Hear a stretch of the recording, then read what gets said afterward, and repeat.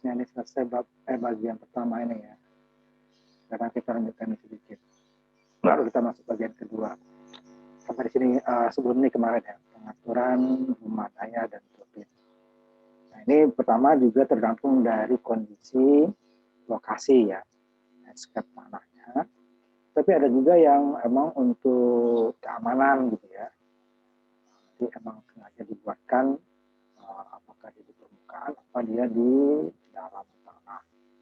Tapi kalau itu berdasarkan kebutuhan. Sedangkan berdasarkan keadaan, nah, jadi ada dua nanti ya. Keadaannya yang tidak memungkinkan seperti itu. Umpamanya di daerah-daerah yang rawan longsor, umpamanya, nah, itu dibuatkan dia di bawah tanah. Itu biasanya rumah daya elektriknya ya. Nah, kalau dalam keadaan normalnya tidak ada daerah longsornya, longsor itu bisa longsor tanah kita atau nanti di daerah yang bersalju ya longsor salju gitu ya, akan mengganggu nanti ya, bisa merusak malah. Nah, itu nanti dibuat di bawah. Atau nanti berdasarkan emang keamanan dalam keadaan perang, karena nanti listrik ini kan menjadi sumber ini ya, sumber daya utama nanti. Nah, itu harus dilindungi. Bisa dibuat di bawah tanah gitu ya. Karena nanti kalau itu bendungannya itu kan sangat luas ya, walaupun nanti ada kerusakan, itu lebih susah daripada rumah daya. Rumah daya itu kan terbatas.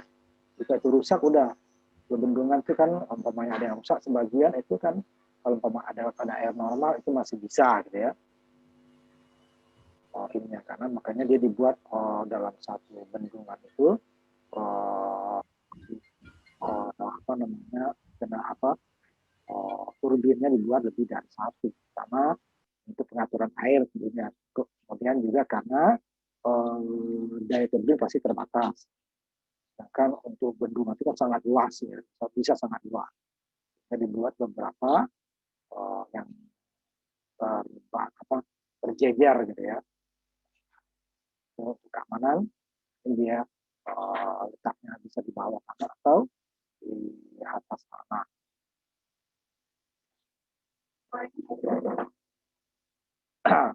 Nah, seperti namanya tadi, rumah daya bawah tanah adalah bangunan yang bawah tanah kan.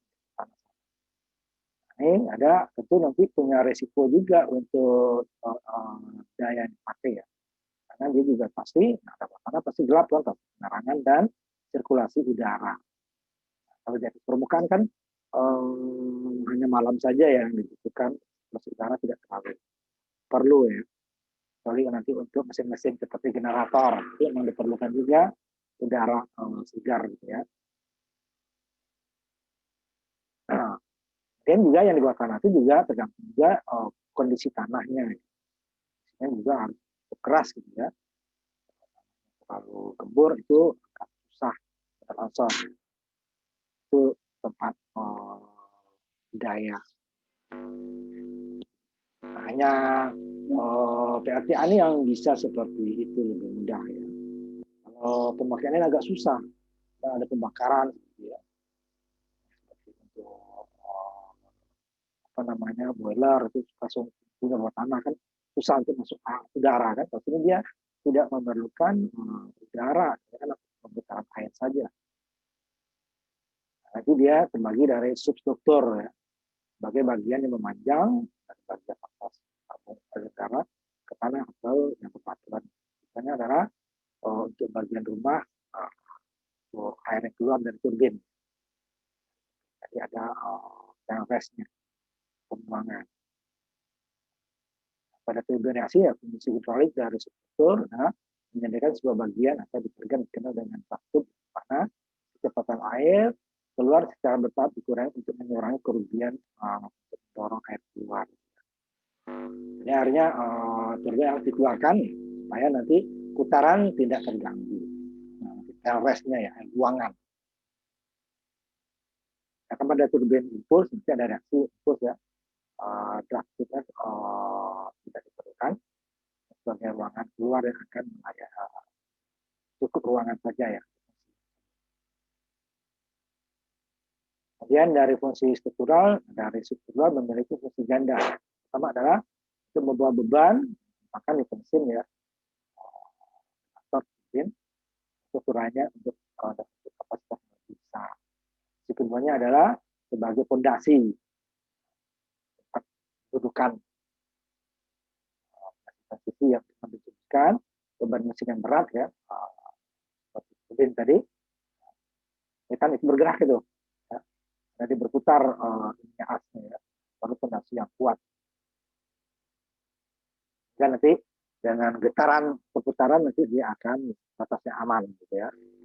Ini struktur dari struktur menengah adalah struktur dari rumah daya yang dapat didefinisikan ya, bagian-bagian dari rumah daya yang membentang dari bagian atas tabung aliran tadi ya ke atas dari dasar generator gitu ya. Ini mengandung dua unsur penting itu rumah daya dan scroll ya, putaran ya, yang mengumpulkan air ke turbin.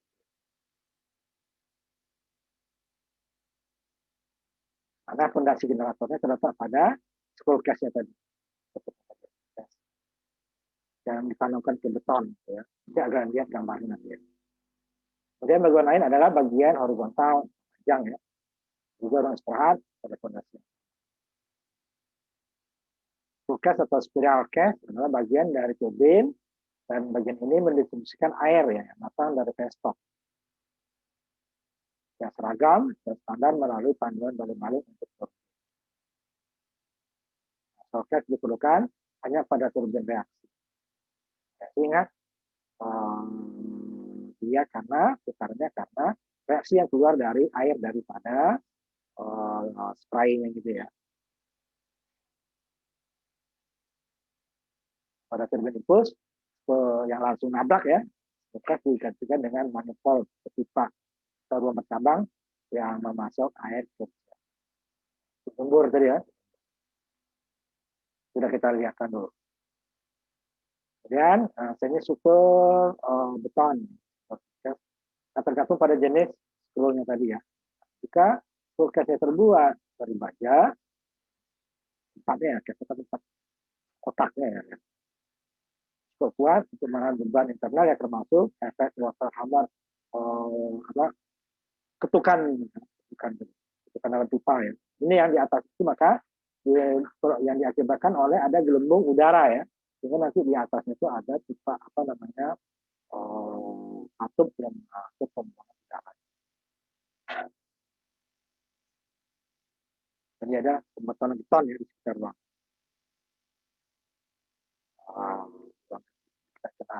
Nah dia nanti ada getaran. Nah, walaupun di atasnya tadi harus dikeluarkan dulu udaranya. Ya, jika ini dari beton ya harus kuat yang menahan hidrostatik tadi, getaran internal ya. Dan kepala water hammer, ketukan palu tadi. Apapun dia kan, jika itu terjadi, walaupun nanti akan dibuang kan, tapi kan itu sempat terjadi, pasti dia masih bisa menahan, tidak rusak. Kalau rusak itu kan itu besar ya, itu akan jadi masalah biaya dan waktu maintenance-nya, perbaikannya. Biasanya banyak kotak tadi, scroll case tadi dan baja ya, melindungi air di dalam beton harus cukup ya, untuk itu dan beban yang ditimbangkan tadi air tadi. Dan air juga ada kecepatannya, volume kan masih berat ya, jadi ada kecepatannya dan getarannya. Bukan hanya menampung, karena dia bergerak ya, bukan statis atau diam. Kemudian itu lebih mudah, hanya volumenya saja tekanannya kurang lah ya.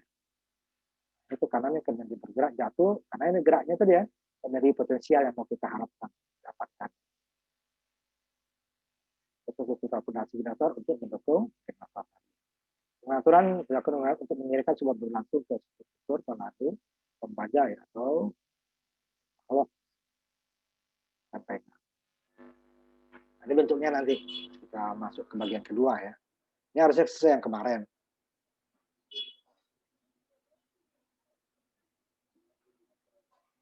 Bentar, mana tadi dia?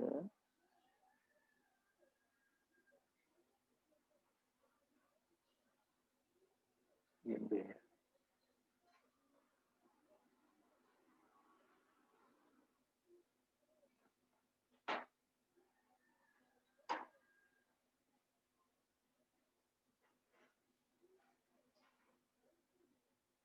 Kemudian bentuk struktur yang lainnya disebut dengan struktur SUPAR, itu bagian dari rumah daya di atas lantai pembangkit atau generator ya, yang tepat di atas, atau dikenal dengan bagian suprastruktur ya.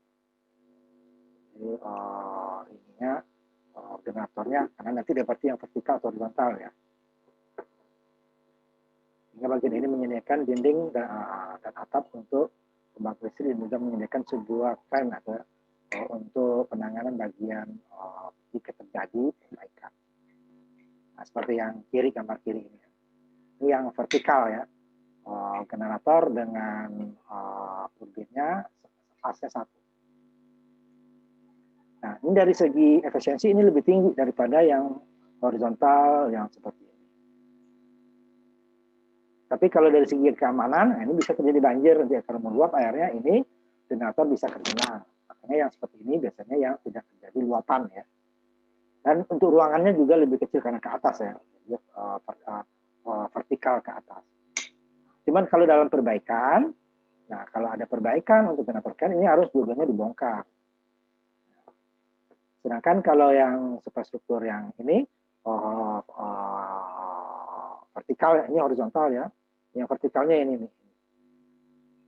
Ini yang A-nya yang kebalik ini ya. A-nya yang horizontal. Ini kan vertikal ke atas ya. Kebalik nih ya, sebentar. Vertikal itu ke atas. Ini yang horizontal. Ke kanan ya. Kalau dari segi tempat ini lebih irit ke atas ya. Kalau perbaikan, nah ini harus umpamanya yang generator tidak bermasalah. Yang bermasalah turbin umpamanya, ini harus tetap generator dibuka karena dia asli. Bentukannya tadi lebih kecil tempatnya. Kemudian dia juga yang di sini tidak terjadi luapan kebanjiran sini. Membuat ini generatornya bisa terbakar. Nah kalau di sini dia terpisah generator dengan yang horizontalnya ini terpisah, sehingga dari segi rugi-rugi ini lebih besar.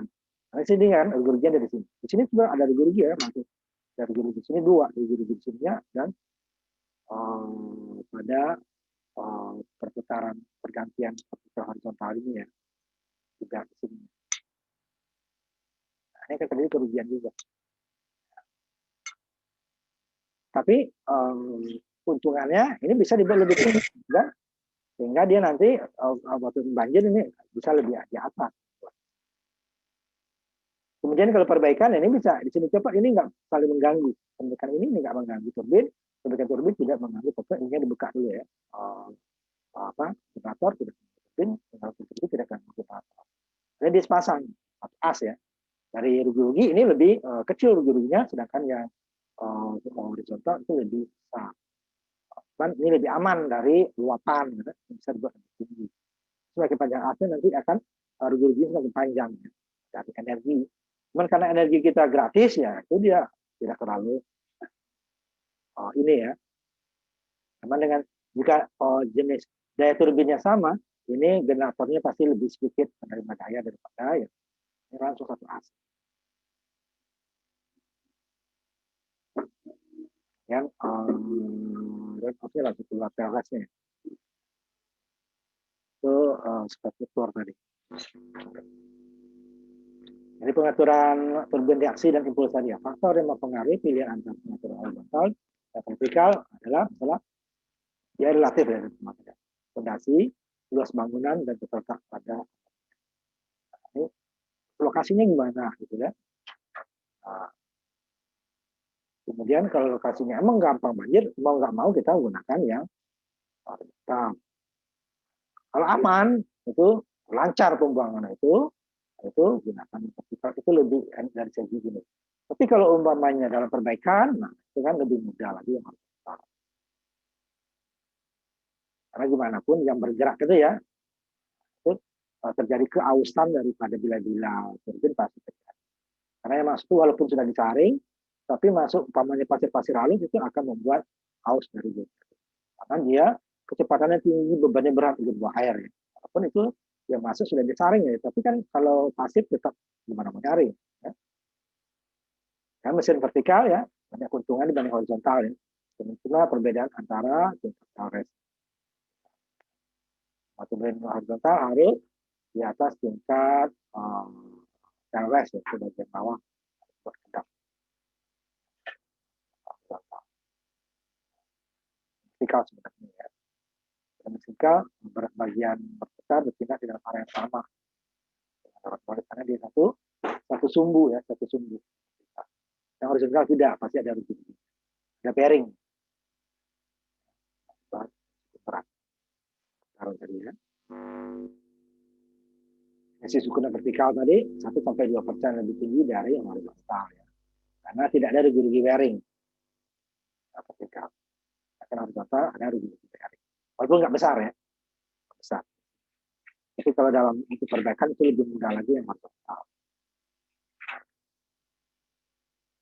Ada tikungan atau putaran ya. Dekat atau putaran langsung lurus. Horizontal kan ada belokan. Ya, untuk generator yang pas di atas seperti yang vertikal tadi ya harus bebas banjir ya. Dan untuk luapan air tadi tidak mengenai daripada karena dia dekat, dia tidak boleh ada luapan.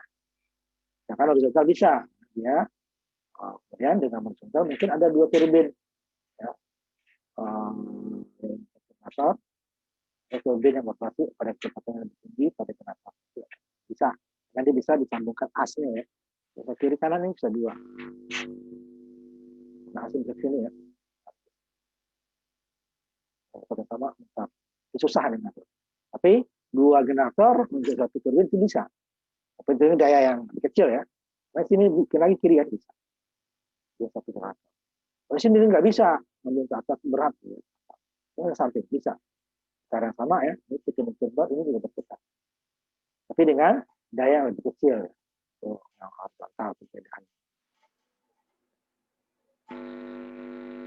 Kemudian mesin horizontal banyak lebih besar ya.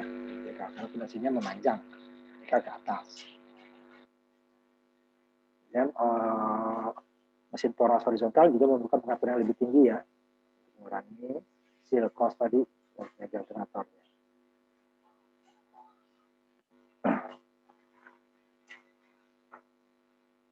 Kemudian pada kasus sebenarnya ini kan masalah vertikal horizontal itu kan keadaan ya yang memaksa sehingga dia pasti dayanya akan dicari yang terendah.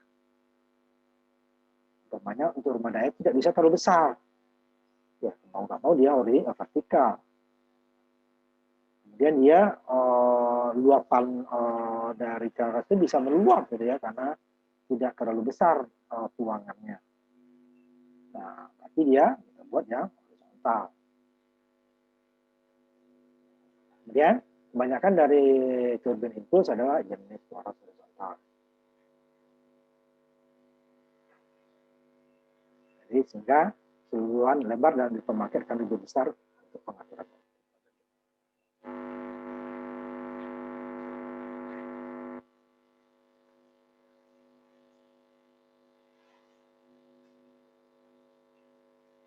Horizontal lebih besar kan karena dia lebih besar dari vertikal ya karena dia tidak satu sumbu ya.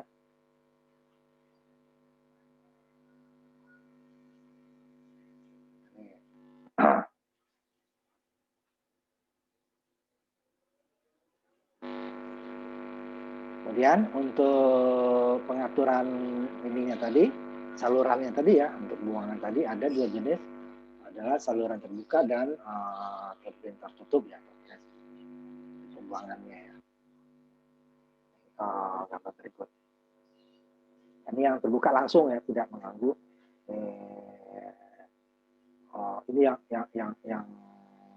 vertikal ininya ya, yang horizontal ya, horizontal ya.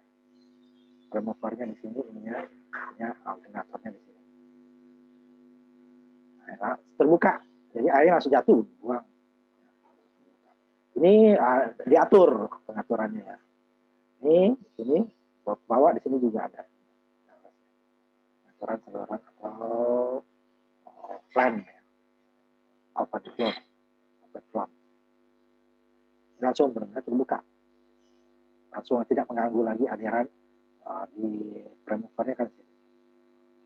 Ini premover dia yang vertikal ini ya, ke atas. Ini horizontal.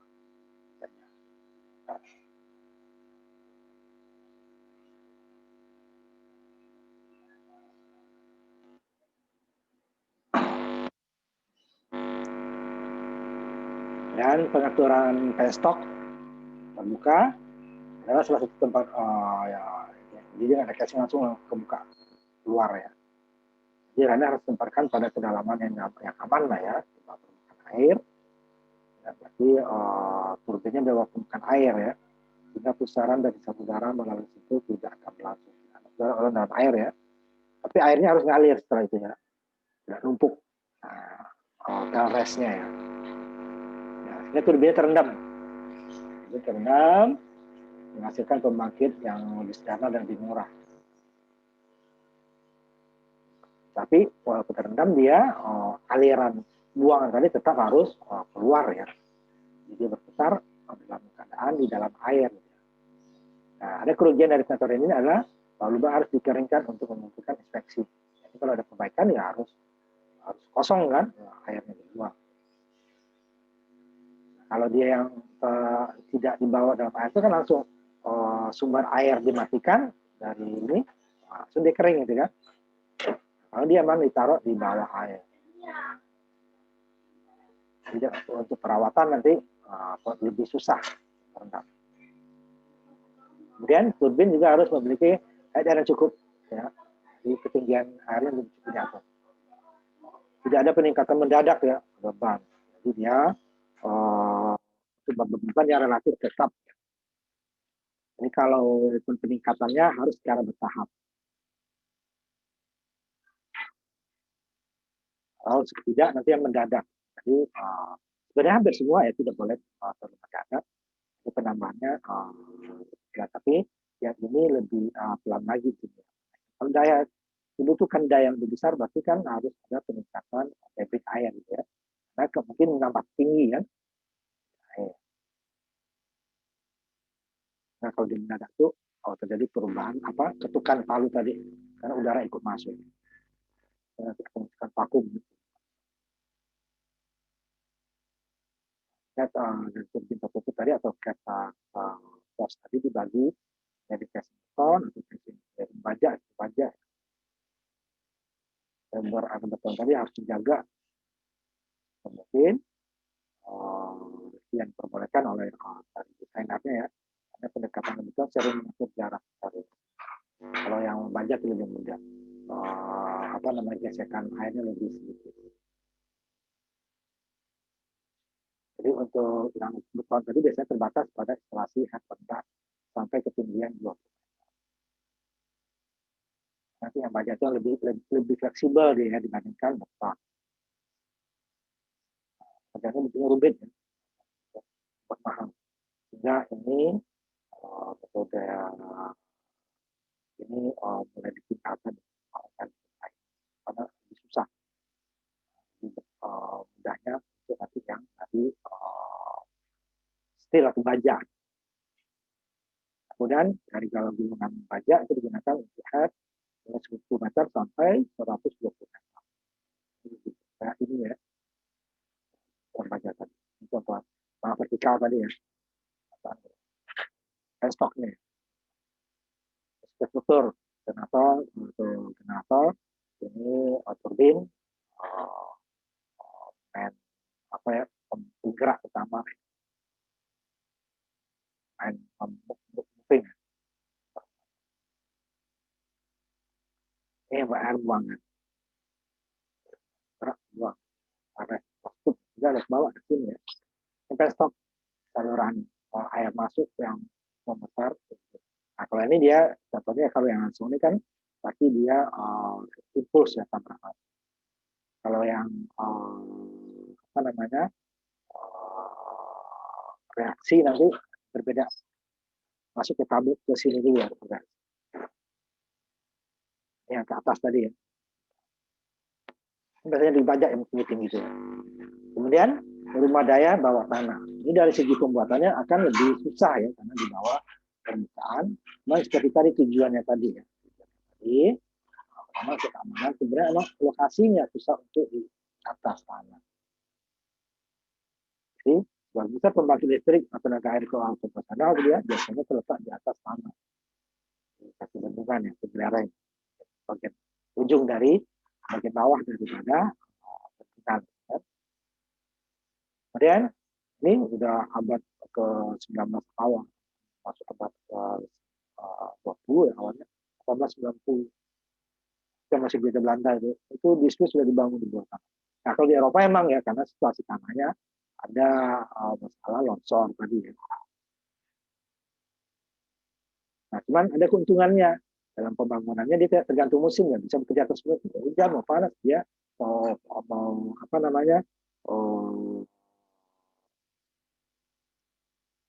musim apa namanya salju itu tetap ini dia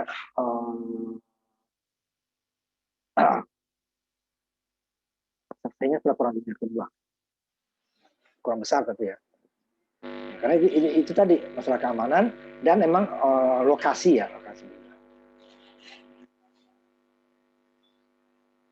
Jadi bukan hanya melindungi dasar udara ya dan keamanan, itu juga masalah teknis dan ekonomis. Mana yang lebih mudah menghambat longsor-longsor tadi atau ya biarin aja longsornya kalau di atas kan nggak masalah karena di bawah tanah. Cuman nanti asal jangan longsornya itu di tempat tempat saluran udara ya, karena dia pasti ada saluran udaranya.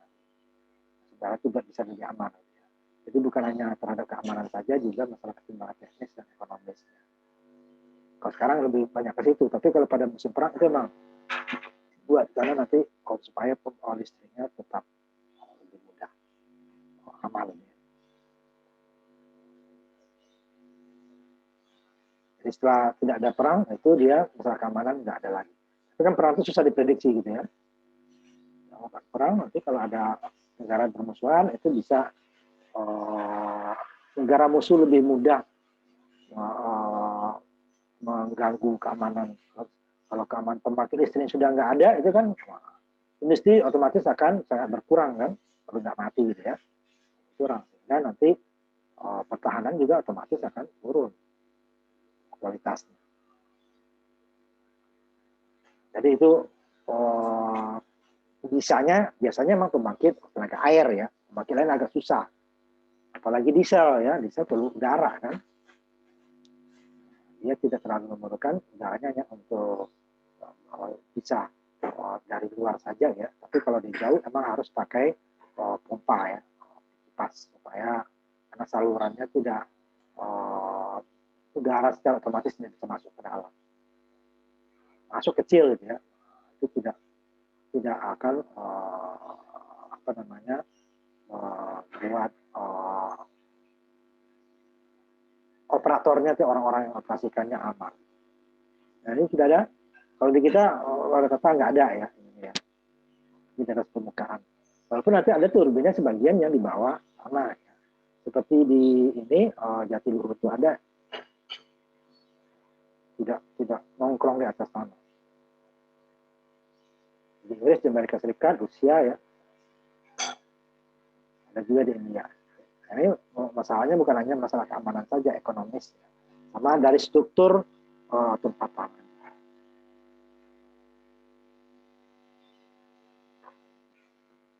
Ya, ada sekitar 300-an ya pembangkit. Total sampai 300 juta kilo. 31 juta kilo kuat ya. Contoh pendapatan yang vertikal tadi ya. Vertikal ke atas.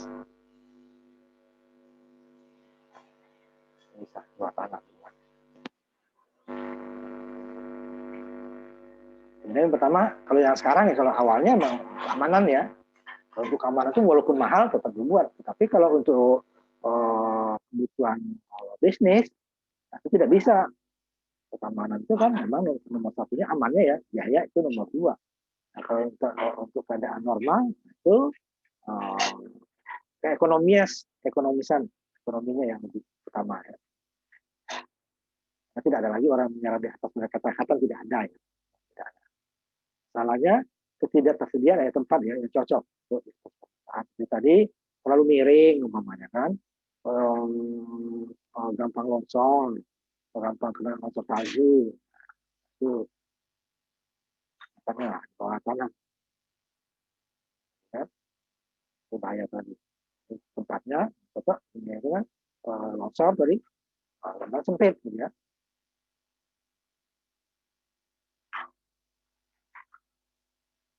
Dan kesediaan tempat wacana tadi, kemudian juga dipikirkan untuk pembuangan airnya ya, karena kalau pembuangan air nggak ada ya gimana, numpuk airnya kan, merendam gitu. Itu juga karena nanti kan turbin sama generatornya kan satu ruangan nanti. Jadi juga walaupun di bawah tanah, pembuangan airnya tetap harus ada. Walaupun pakai terowongan juga nanti ya. Itu dalam tanah pasti pakai terowongan kan. Ada dalam tanah ada sungai ya kan, bisa ada bisa tidak ya. Jarang yang ada. Sehingga nanti tangki surga tadi ini ya yang untuk membuat supaya aliran air tadi tidak konstan lah gitu ya. Tangki surga itu gunanya. Buang untuk mengurangi percampuran udara di air sehingga mengurangi ketukan palu tadi ya. Jadi ini nggak terlalu diperlukan karena permukaan salurannya cukup panjang. Tidak dibuat dulu cukup, buat stabil air masuk ke penstop. Jadi ada topologinya kasar dan sulit ya, lereng yang pendek, curah. Kita yang buat lebih ekonomis, memasang saluran air, mesin, trafo, dan teras bawah tanah. Jadi dia fondasi, kalau di atas sana umpamanya susah itunya lokasinya, ya fondasinya lebih mahal kan. Ya langsung di bawah saja.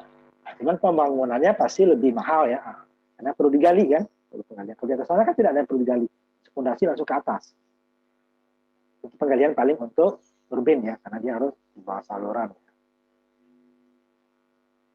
Nah, diperlukan juga nanti aliran udara ya kan. Nah, dia berada di dalam ruang itu kadar udara yang kurang. Itu lebih mahal.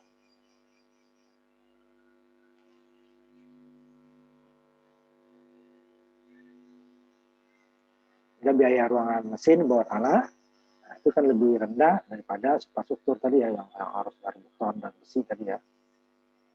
Ukuran yang sama ya.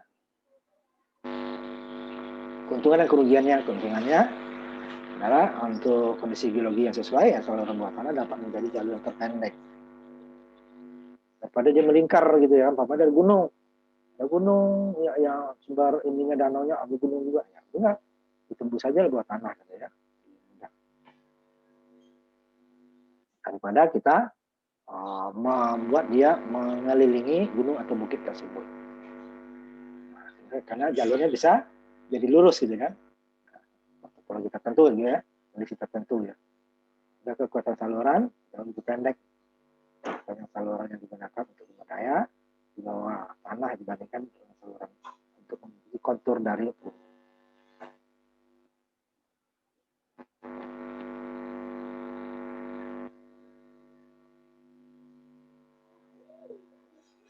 Dan dengan menempatkan rumah daya di bawah tanah, sehingga nanti keterbatasan kondisi topologi dan geologi aman ya. Sepanjang pintu air atau penstop, salurannya cukup terpilih rumah daya benar-benar dapat dihilangkan. Tergantung kondisi tanahnya tadi ya, geologi dan topologi. Kemudian pembangunan saluran bawah tanah juga akan mengurangi penghematan dari pajak. Kalau yang di atas tadi kan struktur yang di atas tanah kan harus ada pajak karena tidak semuanya bisa dari beton. Itu pun jika kondisi tanahnya juga memungkinkan cukup keras gitu ya dengan batuan. Kalau tidak tetap dia pakai beton. Itu malah lebih mahal daripada batuan tinggi ya, tetap diganti atau vertikal yang digali ya. Jika dia dalam beton, tapi kalau di tanah tetap pakai stoknya beton atau dari marciap. Sehingga dia kalau langsung alam itu yang dibuat terowongan langsung dari batuan tersebut akan menghemat kan, dan terhadap getaran tadi dia akan berkurang ketukan palunya ya, karena dia sangat kuat ya, bumi yang mengelilingi dia. Ini juga kalau dia kalau di atas permukaan dia ada menghalangi ya saluran. Jadi panjang dari saluran tekanan mengurangi tekanan yang ditembakkan oleh palu air atau ketukan palu tadi ya. Karena itu tensi gelombang akan lebih yang itu ya cukup saja. Kekuatannya lebih ekonomis. Saluran tekanan, gelombang tekanan juga signifikan. Dia keluar itu lebih rendah di bawah jika gelombang atau tekanannya jika relatif panjang. Ya. Konstruksinya juga bisa lebih berlangsung lebih lancar ya, terus menerus tanpa gangguan kondisi musim di atas permukaan. Sehingga nanti biaya akhirnya kan tidak ada yang nganggur kan, bisa terus menerus kerja. Kemudian juga masalah keindahan landscape ya. Sehingga kalau di atas itu kan harus ada ditebangi. Nanti ada, karena ingat pembangkit tenaga air itu biasanya di daerah pegunungan kan. Pegunungan. Karena kita perlunya nanti sumber air yang masih banyak pertama pohon, kemudian dia juga perlu kemiringan tadi kan, bikin dam tadi. Kalau dia datar daerah dataran rendah itu nggak bisa, damnya agak susah.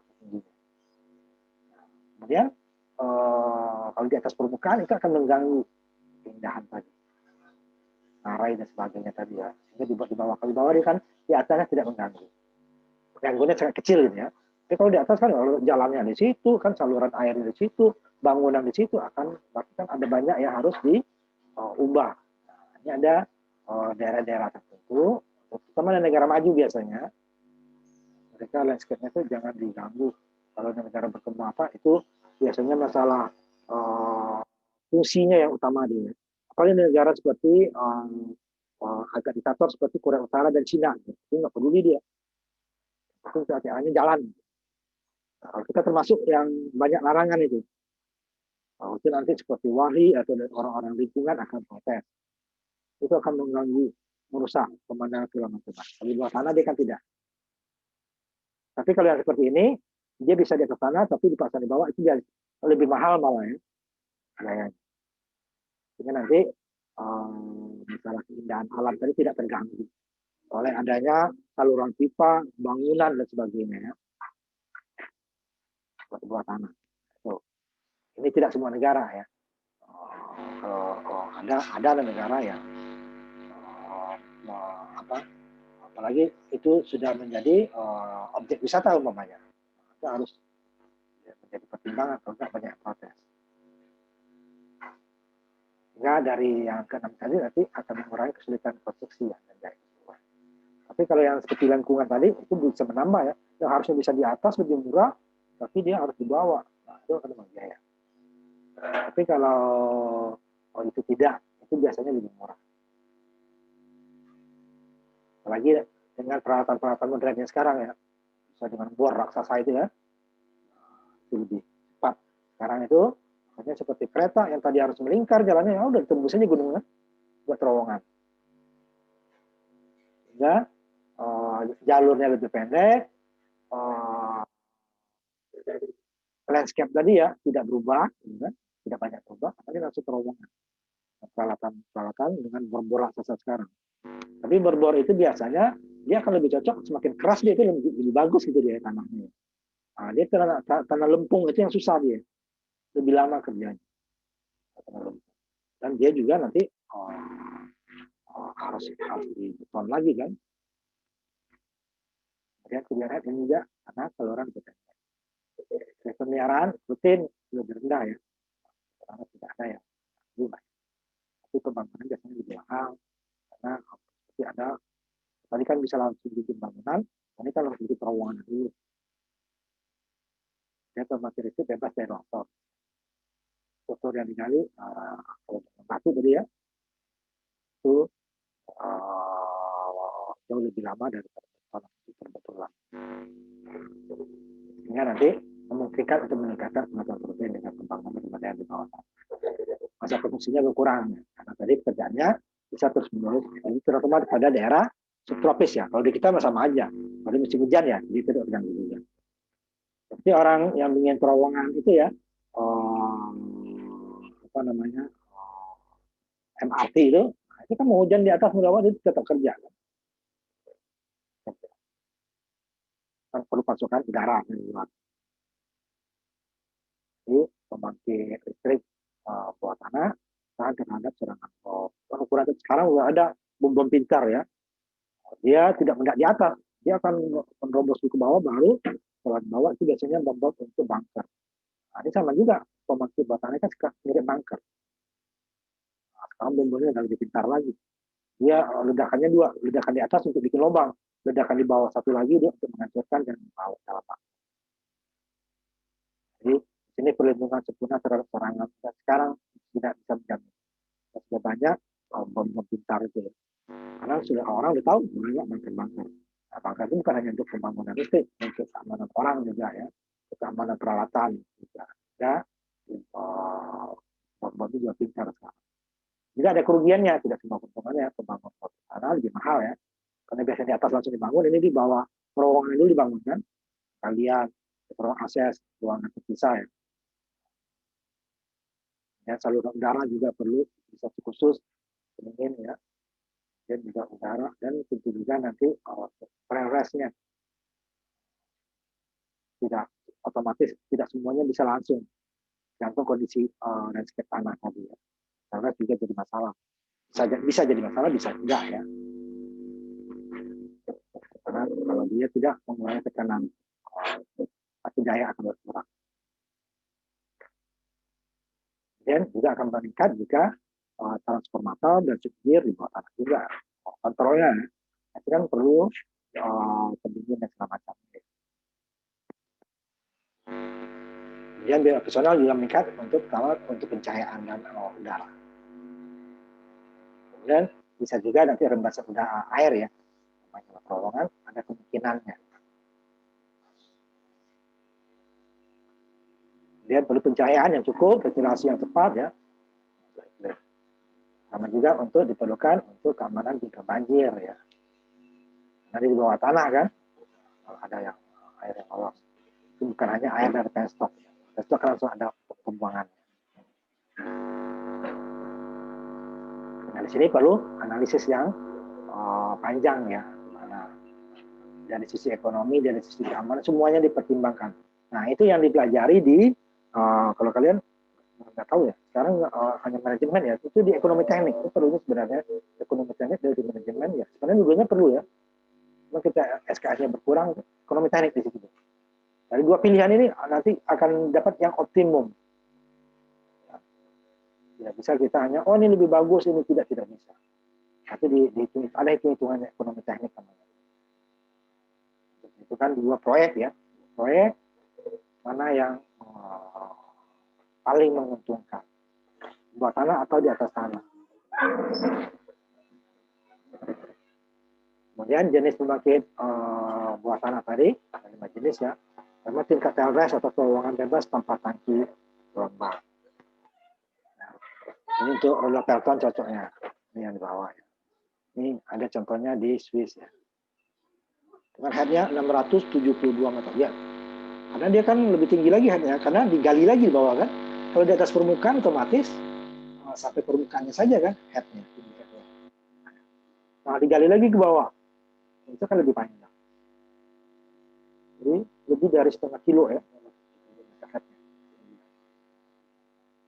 Panjang terowongan tekanannya sampai 10 kilo.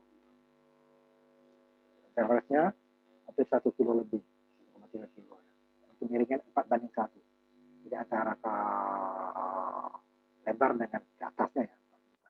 Kayak ketinggal panjang banget. Ini gunung nih. Ini gunung ya. Gunung. Ini damnya. Masuk dulu ke sini. Nah, kalau ini kita di permukaan di sini ya. Headnya nih, headnya cuma ini. Lihat ini. Oh, ini digali lagi gunung. Ini rumah daya. Pembuangannya. Ini juga ada pembuangan. Juga di sini ini gunung itu enggak, pembuangan itu panjang ya. Ini kan sampai 1 kilo lebih ya. Ini 600. Makanya lihat ini jadi. Tampung dulu 600. Kalau tidak kan headnya cuma segini. Waduknya nih. Kan di arah pegunungan, miringnya panjang. Nah, lihat. Ini rumah dayanya. Generator, turbin di sini, baru nyarresnya. Bikin lagi saluran kan dalam gunung kan, jadi salurannya banyak. Ini juga saluran untuk orang ya, saluran air, saluran orang, masuk mesin, masuk generator. Ya. Ini atau jenis apin, atau pakai hilir ya.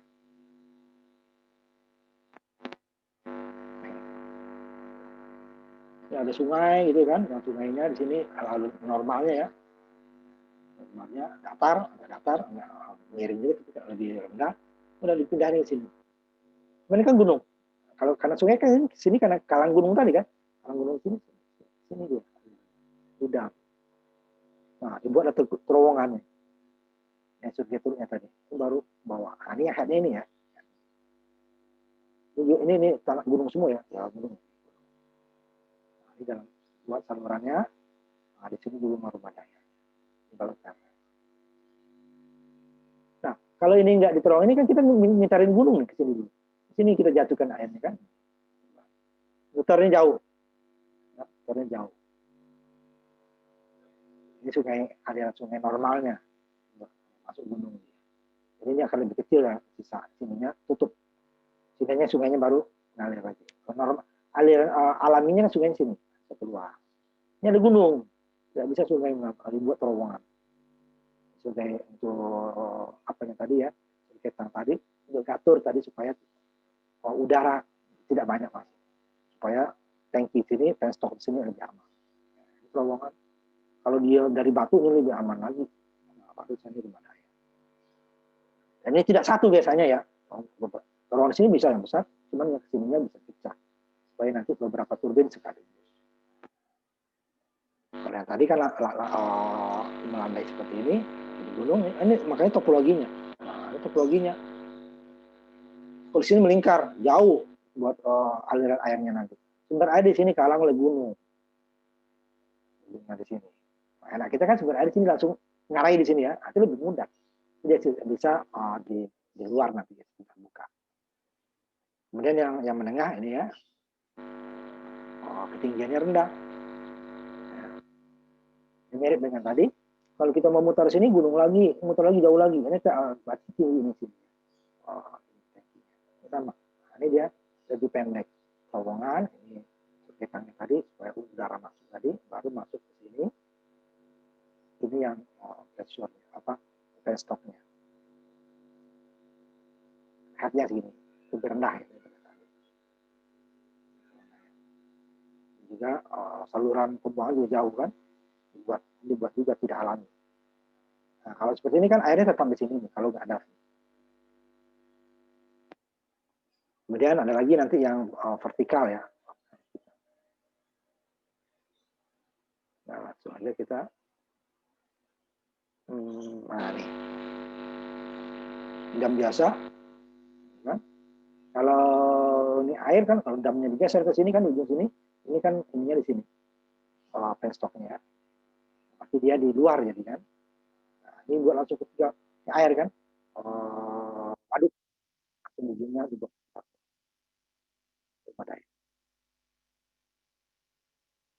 Itu digali. Hotel rest. Travel. Di sini generator sama ini langsung ya. Ini yang vertikal. Jadi di sini semuanya di dalam, baru di sini listriknya langsung.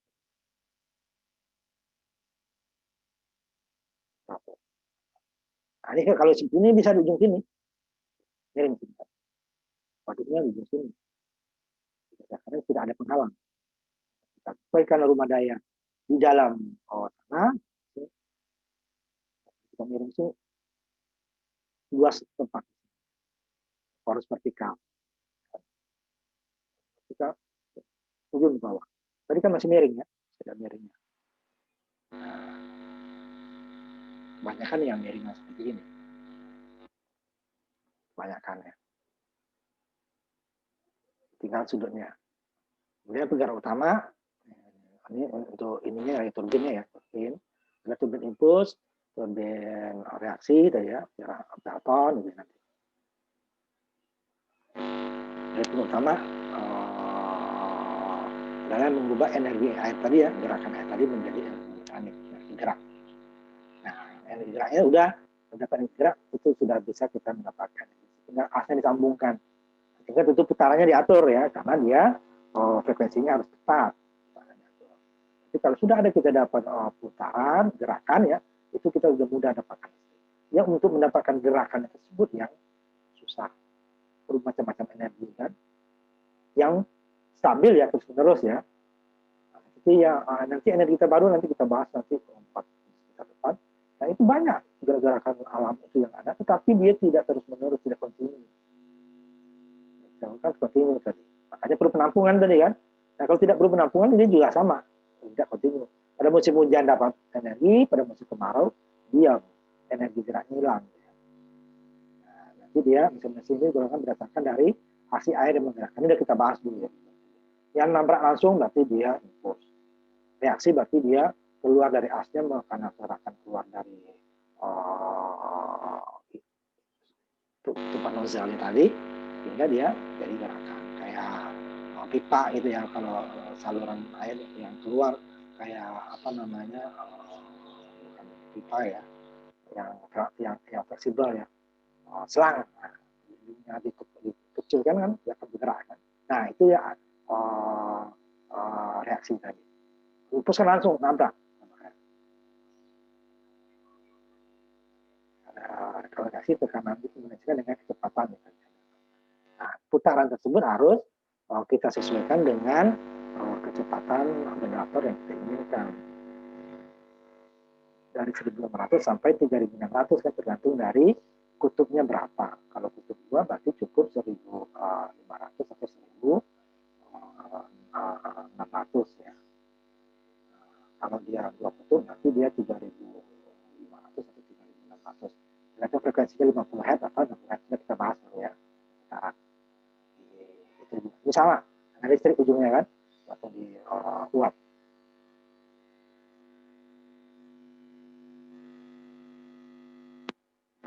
Ini beberapa turbin Pelton ya, ditemukan oleh Pelton pada tahun 1880. Nah, banyak. Ini sekarang sudah makin canggih lagi gitu ya. Saya diarahkan langsung aja langsung nabrak. Air masuk. Nanti saya lihatin juga ini ya. Nabrak ini yang paling sederhana. Itu misalnya banyak nanti.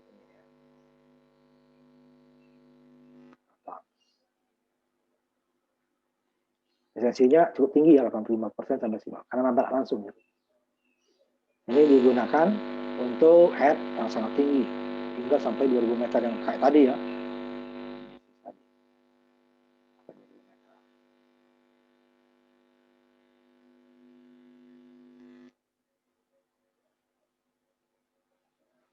Tergantung kan ya. Operasional mana ini desainnya nggak usah.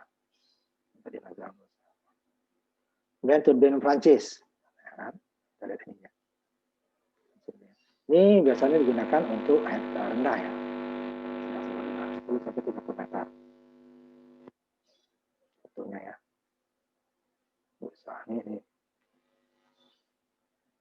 Ini sudah dikembangkan dengan Prancis tadi ya. Kemudian pembangkit sampai untuk pembangkit 500 600 lebih ya. Ini sudah dipakai untuk pembangkit 100 meter tadi.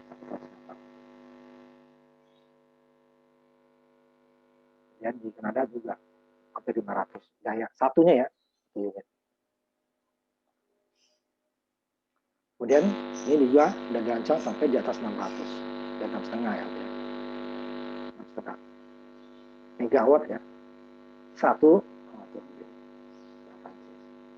Nah, ini tadi bekerjanya sampai 100 meter ya. Dan dalam rancangan itu hampir 800 sampai 1000 megawatt ya. Tapi ini belum beredar ya. Ini tergantung juga nanti dari sumber daya air ya. Tapi kalau airnya banyak ini bisa satu pembangkit sampai 1 mega, 1000 mega. Atau 1 gigawatt ya kan. Satu pembangkit. Di India juga 200 sampai 250 ya. Banyak ya Prancis. Turbin propeller ini nggak terlalu ini ya, efisiensinya rendah.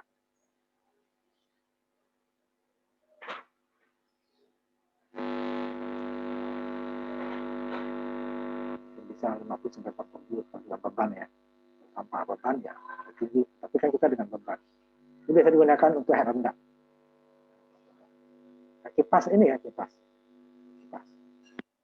Untuk cepat tinggi itu berbahaya. Ini makin halus, kalau yang tinggi itu makin halus. Kemudian Kaplan ada topik Kaplan nanti membuat yang merancang awalnya ya. Tidak terlalu banyak sundunya ya. Dia untuk kecepatan rendah juga ya, 20 sampai 60 meter. Dan kecepatan bervariasi 60 sampai 200 rpm. Cocok untuk air vertikal ya.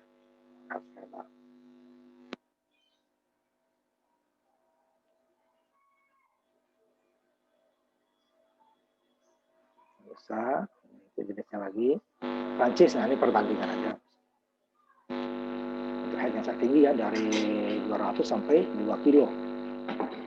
Ini turbin Prancis tadi lebih suka dari Pelton karena operasi dari head operasinya lebih mudah dikontrol daripada Prancis. Ini rasio headnya masih minimumnya, bahkan bisa 2 kali dari turbin Prancis itu ya. Operasi head dapat dimanfaatkan untuk ketika variasi dalam tingkat air ya, atau tell water tadi relatif lebih besar dibandingkan dengan head luarnya.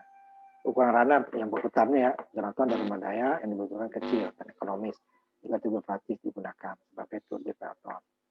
Efisiensi mekanik dari turbin Pelton menurun cepat daripada turbin Prancis. Kelemahannya juga ada, ya, air yang tidak bersih akan menyebabkan keausan. Karena yang tinggi tadi ya, matahari sama ini. Kemudian pemeriksaan Prancis jauh lebih sulit daripada Pelton. Kemudian kapitasi tadi ya, ruang kosong di udara yang tadi yang menyebabkan ketokan ya, berbahaya pada turbin Prancis. Pada semua turbin reaksi ya. Kemudian biasanya bebannya di bawah 60% dari turbin Pelton. Jauh lebih baik ya untuk dayanya. Tapi Palu pada turbin Prancis lebih merepotkan dapat turbin Pelton. Keuntungan turbin Kaplan dibanding turbin Prancis, turbin Kaplan lebih kompak ya, ukuran lebih kecil ya. Efisiensi beban lebih tinggi, kemudian kerugian gesekan bila jauh lebih rendah, dan bila yang digunakan sedikit. Tapi dia tidak bisa untuk yang terlalu besar gitu ya, di perbandingan Kaplan. Ini besar kecepatan spesifik, besar. Sama. Ini besar sama. Ini contoh-contoh pemakaian rentang head ya dengan kecepatan spesifik. Kapal yang satu nozzle ya, ya range headnya 200 meter sampai 2000 meter ya. Ini satu nozzle, satu nozzle, 4 nozzle ya. 200 meter sampai 2000 meter. Spesifik kecepatannya ya, tadinya dari 10 sampai 50.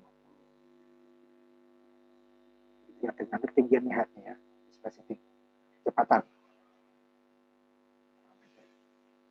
Kemudian impuls yang turbo impuls itu sama aja yang di atas ya, kecepatan. Ini Prancis, ini lebih rendah ya headnya, sampai 300 meter, 15 meter dari yang rendah. 4 meter itu adalah untuk kecepatan rendah. Kemudian yang medium itu sampai tinggi sampai 300 meter ya. Ini propeller, ini yang rendah tadi, head rendah. Ini mirip untuk eco-hydro ya. Hanya meteran, 2 meter. Ada aksial yang sumbu ya, aliran aksial yang kapal tadi. Ini yang slow, normal, yang cepat. Kecepatannya ya, kecepatan putaran 300 sampai nanti 1200. Terus nih putarannya. Kemudian Prancis. Nah ini sampai sini benar cukup. Nanti kita sebenarnya ada sedikit lagi tuh bursa ya. Minggu depan kita masuk ke pembangkit tenaga gas. Ya. Itu mirip dengan uap sebenarnya ya, cuman dia tidak perlu dibakar bahan bakarnya ya gas. Sehingga nanti untuk asap tentunya lebih kecil ya, ampasnya lah ya, tidak ada abu, tidak ada debu, ya, hanya ada asap. Jadi pembuangannya selain dapat energi panas, nanti hanya asap. Tentu ada gas lain sebenarnya. Kalau batu bara kan terlalu banyak kebutuhan untuk pembuangan. Penyimpanannya juga lebih sedikit. Cuman keamanannya jauh lebih tinggi daripada batu bara. Ya, batu bara hanya ditaruh di luar aja nggak masalah. Walaupun harus tutup ya karena lamanya. Kalau gas itu tidak bisa, dia punya tempat khusus. Cuman volumenya tidak sebanyak batu bara dan malah dengan minyak lebih. Cuman kalau minyak lebih aman lagi kan daripada batu bara. Atau ada gas. Gas itu dia jumlahnya terlalu banyak, cuman tempat penyimpanannya itu sebenarnya nomor 2 setelah nuklir ya sebenarnya dari segi jangan kebakar meledak ya. Nuklir kan dia tidak meledak, cuman radiasinya ya. Kalau gas itu. Jadi volumenya dia lebih kecil, lebih ringan kan namanya gas. Cuman gasnya nanti kan yang dipadatkan nanti ya, bawahnya. Itu nanti kita terakhir minggu depan. Nah, ini sampai di sini kita ya. Kita selesai pembangkit tenaga listrik. Ada sebenarnya sedikit lagi tuh nggak usah ini ya terlalu teknis.